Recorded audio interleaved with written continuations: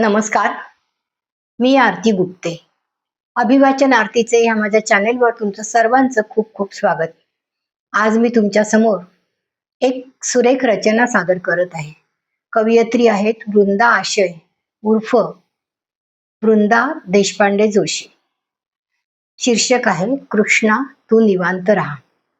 फक्त यापूर्वी एक महत्वाची सूचना की जर आजचा व्हिडिओ आवडला तर जरूर लाईक करा, शेअर करा. यूट्यूबच्या कॉमेंट सेक्शनमध्ये कॉमेंट करा, ज्यामुळे कवयित्रीला आणि मला देखील खूप आनंद होईल. त्याचप्रमाणे चॅनेलला नवीन असल्यास जरूर सबस्क्राईब करा आणि काही कारणाने सबस्क्राईब करायचं राहिलं असेल तर जुन्या प्रेक्षकांनी सुद्धा प्लीज सबस्क्राईब करा. ऐकूया तर एक सुरेख रचना. शीर्षक आहे कृष्णा तू निवांत राहा.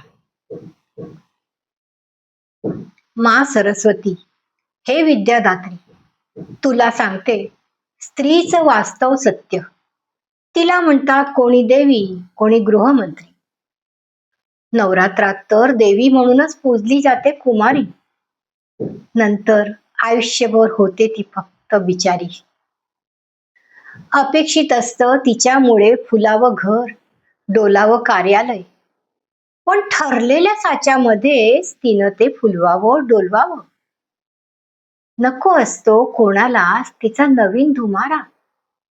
प्रत्येकाला वाटतो तो तिच्या स्वतंत्र अस्तित्वाचा इशारा.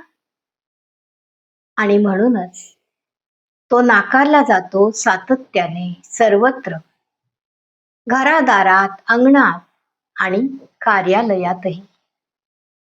कारण समाजासाठी बाईचं वास्तव एकच. घरी नवऱ्याची बोलणी खावी आणि दारी साहेबाची. घरी नवऱ्याची बोलणी खावीत आणि दारी साहेबाची. कारण कदाचित तिची योग्यता तेवढीच 21व्या शतकातही, विज्ञान तंत्रज्ञानाच्या काळातही. तिनं स्वतःला अग्निदिव्यातून सिद्ध केल्यावरही, पूर्वीही, आजही आणि उद्याही. कृष्णा, तू तरी कोणत्या काळात येशील आणि उद्धरत राहशील तिला. थकला असशील, तू निवांत राहा. ती हसेल, रुसेल, थकेल. वेळ पडलीस तर वाकेल.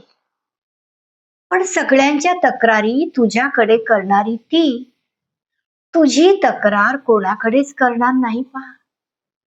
कृष्णा, तू खरंच निवांत राहा. तुझ्या कृपेने तिच्यामध्ये अफाट ताकद आहे सोसण्याची. सोसण्याची अन्न व चेतना फुलवण्याची. सोसण्याची अन्न व चेतना फुलवण्याची. वसंत ऋतू एक निमित्त असतं रे.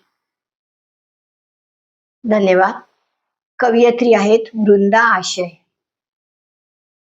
श्री कृष्णार्पणमस्तु. वृंदा आशय उर्फ